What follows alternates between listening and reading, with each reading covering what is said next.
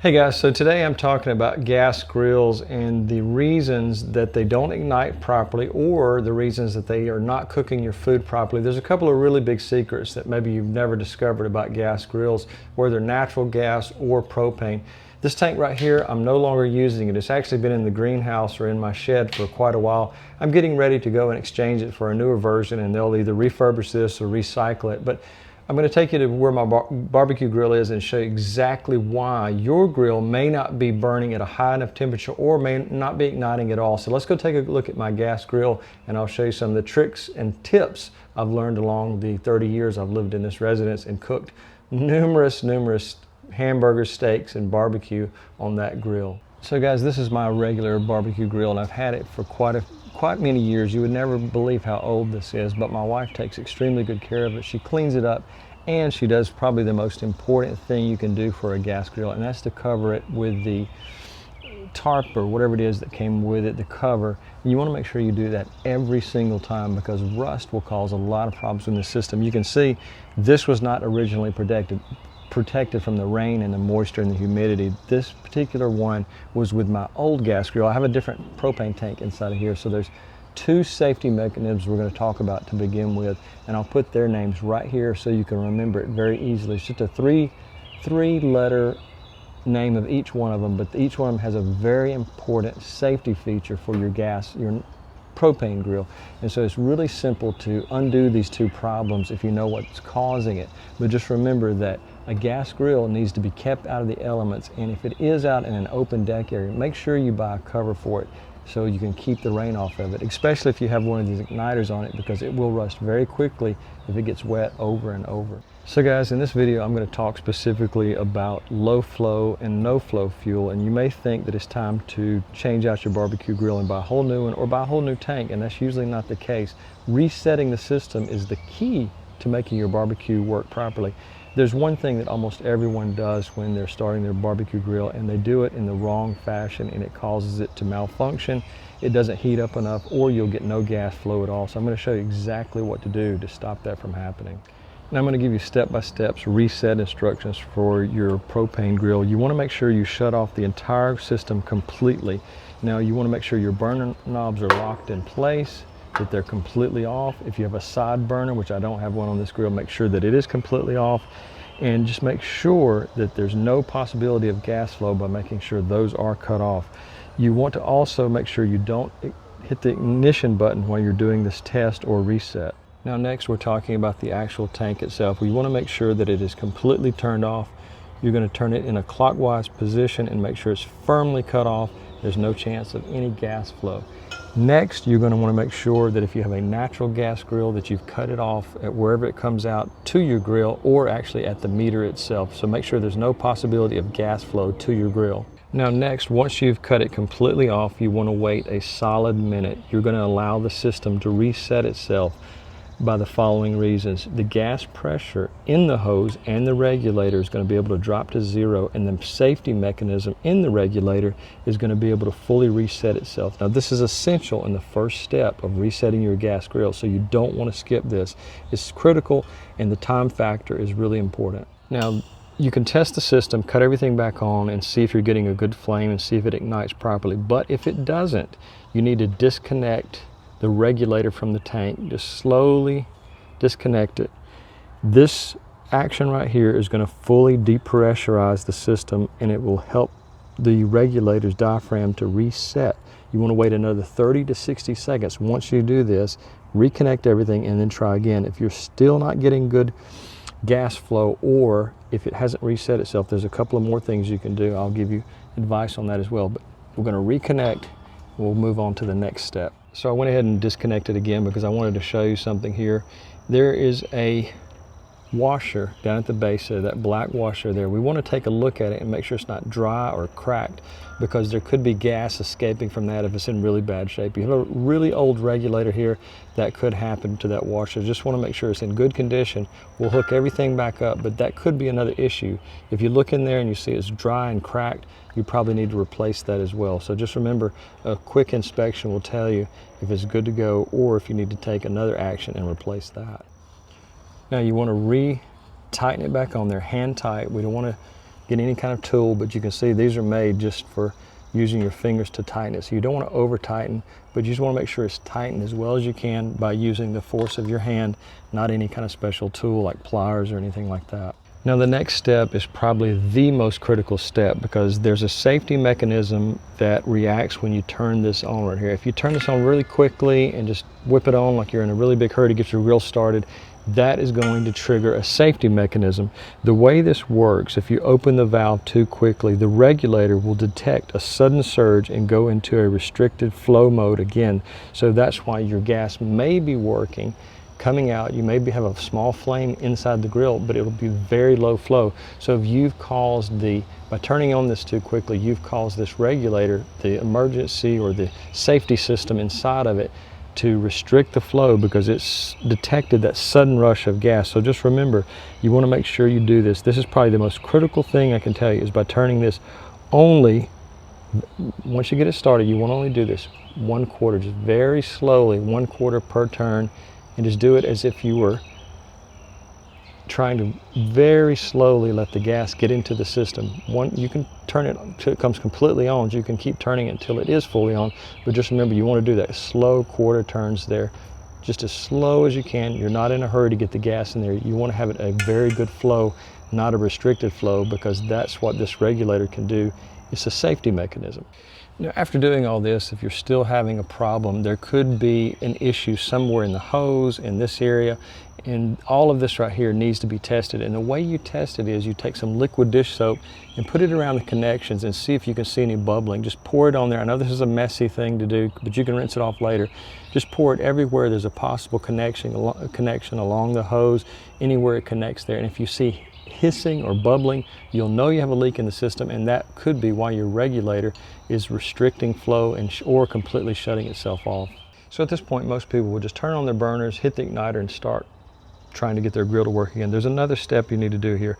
You need to wait, before you turn on the burners, you need to wait 10 to 15 seconds to allow the gas in the system to completely stabilize or equalize in the hose and the regulator. So this is another 10 to 15 second wait. I know there's a lot of times involved here, but by doing this, you're going to have the proper gas flow, or you'll have gas flow, period, because a lot of times the regulator can shut gas off completely, thinking there's a problem in the system or a possible leak. So it's just a safety mechanism that's going to bring everything to a stop, and that's maybe why you're not getting any flame at all. Okay, so we've got everything set up. We've done everything very slowly, exactly the way we should. Now we're going to ignite the grill in the proper way. You need to open your grill lid first. Never ever start the grill without having this open, because there could be a gas buildup under the lid, which could cause a flare-up or even something worse like an explosion. We're only going to turn one burner to high when we get ready to light. Only one. Leave the other one alone. We want to press the igniter, or if your igniter's battery's out or something like that, you can use a long match or one of the extended little lighters like you see at the store. So just remember, you don't want to hold your hand down there, because there still could be some type of flame up just in case there was any type of explosion. So remember, once it's lit, you want to wait a few seconds before turning on the additional burner. So give it a few seconds to work. Let's try this. I'm turning it on to high, waiting a few seconds, hitting the igniter. Now I've got a flame started on high. On the left side, it's a little bit hard to see because it's so bright out here. Give it about 10 to 15 seconds before we start the next burner. Okay, push it in. Again, sometimes it'll ignite just from the flames jumping across. This side has got a really good flame going. This is a little bit harder to see the way the light's hitting there, but we've got a nice high flame going, full power on both, and it's really a good flame there. Now, during your barbecue months where you might leave this on, or you are doing a lot of barbecuing, I always cut mine off just in case there's any kind of leak. But it's a good idea to do a monthly leak test. You're going to take 1 cup of water. You're going to take about 1 tablespoon of dish soap. And again, we've already talked about this previously, but this is just a monthly test. You're going to spray it around the regulator, around any possible connections, anywhere it connects back in here if there's any type of fittings. And you want to make sure there's no bubbling or hissing, because that means you have a leak. Again, I think it's always a good idea to cut it off, but then you'll have to make sure you go through all those processes and slowly turn it back on and go through each step to make sure you're getting good gas flow and a proper flame. Now, cleaning your system is also another good idea, and there's a very easy product you can buy. It's only a few dollars. You can buy a multi-pack and it'll last for quite a while. But once your grill came back down to room temperature, make sure there's no heat at all. You're going to take a compressed air and you're going to blow out the inside of the tubes. Anywhere there's a connector, you can even disconnect your main gas line and blow that out as well to make sure there's no debris in there. But mostly this is where your debris is going to build up there. You can have spiders, you can have wasp nests come in here and make their way into these tubes. So just make sure that you thoroughly clean these, and the compressed air is one of my favorite ways to do it. Like I said, once the grill is cooled completely down to its room temperature, you can go along and just spray. Sometimes these do contain explosive elements, so you want to make sure that your gas grill is not hot at all. This is critical to remember. That's why I'm repeating myself. Only when your grill is completely at room temperature, not when it's still hot. Now next, I want to show you what a proper flame looks like. We're going to call this a flame check, and this is how to tell if you have proper gas flow. Now, a normal flame is going to have a blue core and a slightly yellow tip. This is a strong and steady flame. And as you can see, it's very hard to see the flame because most of the base of it coming out of the tube there, our burner tube, is blue. You do see the yellow tips there. So a weak flame is going to be mostly yellow or orange, and there's going to be a lot of flickering involved. You can see a little bit of that happening at the end, but the majority of this does have a blue flame with orange or yellow tips. So the weak flame, when you only have yellow large flames, that means that you may have a gas flow problem. No flame, again, is going to absolutely be telling you have a regulator lockout, a blockage, or the most obvious thing, you have an empty tank. Now next, I want to talk about the regulator and the hose, and there's something you need to do, always need to do. You need to make sure that you store your grill out of direct sunlight when you're not using it, and you don't want to store it next to a wall or something that's radiating heat back onto the grill.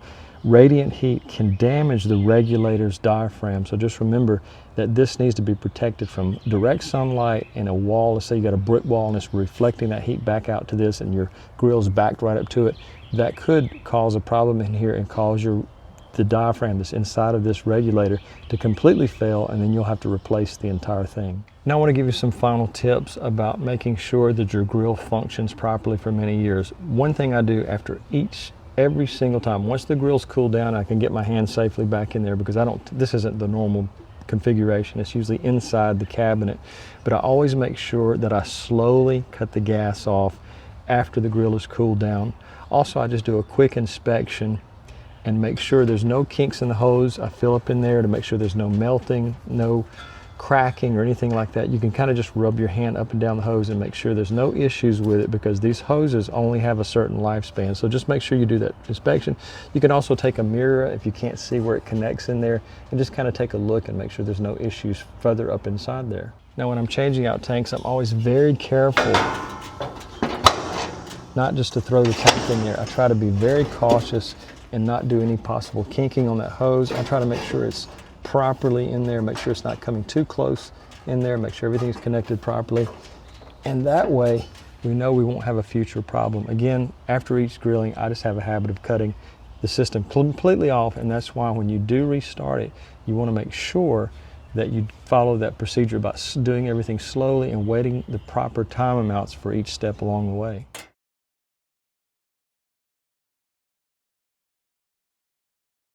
Now, if you truly want to maximize the life of your grill, get a UV resistant and a completely waterproof cover like this, and make sure after your grill's cooled down to make sure you cover it after you've taken everything out and cleaned it and put everything back together, that you keep it covered, because the lifespan of your grill will probably multiply by a factor of 5 or 10 if it has a cover like this. You may have to replace the cover in 5 years, but your grill will be in great shape at the end of that period.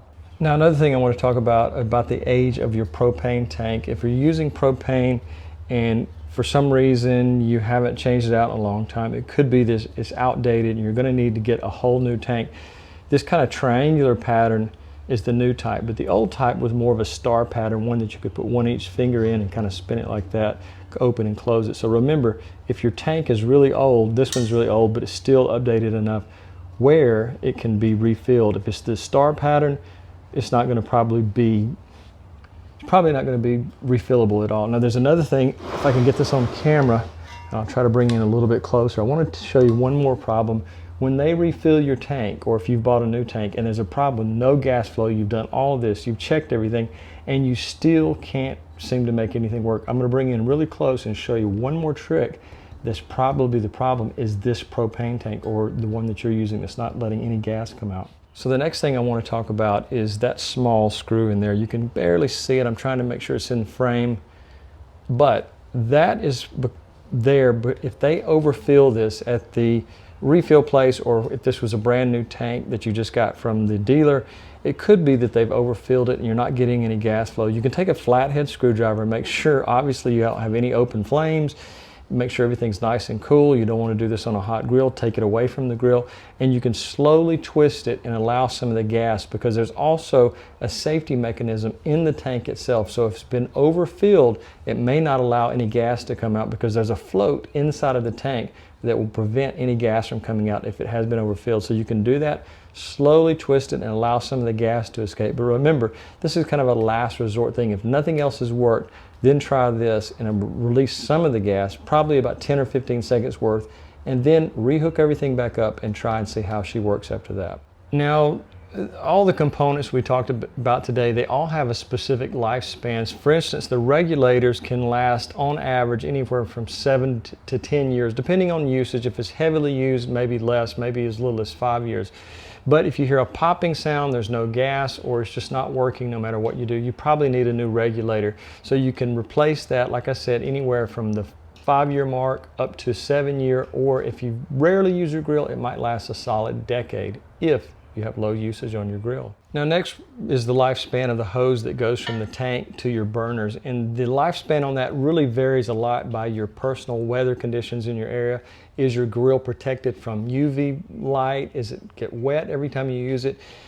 Examine the hose and see if it's dry or cracked looking. That could indicate that it's time to replace it. Also, when you first cut it on, if you hear any hissing noise, stop everything and start with a new hose, new regulator, everything, because any type of hissing could be an explosion. I just recently seen a food truck that exploded, and my guess is they probably were not properly managing and inspecting all of the hoses, and there must have been a leak and a huge explosion ensued. So remember, the hose depends, because it's made of a heavy-duty rubber material. The lifespan on that could be as little as 3 years, and again, it could last as long as 10 years and beyond if it's carefully stored away and protected from the elements. Now, the igniter on your grill, that can be totally subjective to what type of igniter it is. Is it battery? Is it some kind of mechanical thing that creates a spark? That could be as little as having to change out the battery once every season. So you want to check it, make sure your battery doesn't have any rust or anything like that on it, because batteries can go bad really quickly. So that's one of those things you want to check. It would be a shame if you go to all this trouble thinking that you've got a problem with the regulator, the hose, something else, and it's just a simple battery on the igniter. So as you're pressing the igniter, if it is battery powered, listen very carefully for that clicking noise. If you're not hearing that, then you absolutely need a new battery. Now, if you don't want to go to all the trouble replacing it, you can get something like these matches. You don't want to ever stick your hand down in there with a small match or a cigarette lighter, because there could be a sudden explosion and you could have some severe burns pretty quickly from doing that. So I'm putting a link to everything in the description, from the air cleaner to these matches to everything, even the grill itself. I'll put a link in the description so you can get it to you quickly. That small gas grill, I really enjoy it because it's just me and my wife, and we can cook just a small meal on it. So if you don't have a large family, that grill is perfect for cooking for 2 people. So guys, if you have a question about this video or any previous video, I have over 100 videos now in my library. So it's mainly about gardening and things around the yard, mainly home and garden type videos. So if you have any questions, I hope you'll become a public subscriber first, because I tend to put those people to the front of the line. I get anywhere from 100 to 300 comments and questions a day, and it's nearly impossible for me to answer everybody. So I do give priority to anybody who's subscribed to the channel, and I really appreciate that. So guys, I hope you enjoyed this video, and if you have anything you want to add to it, please do that down below. Have a great day.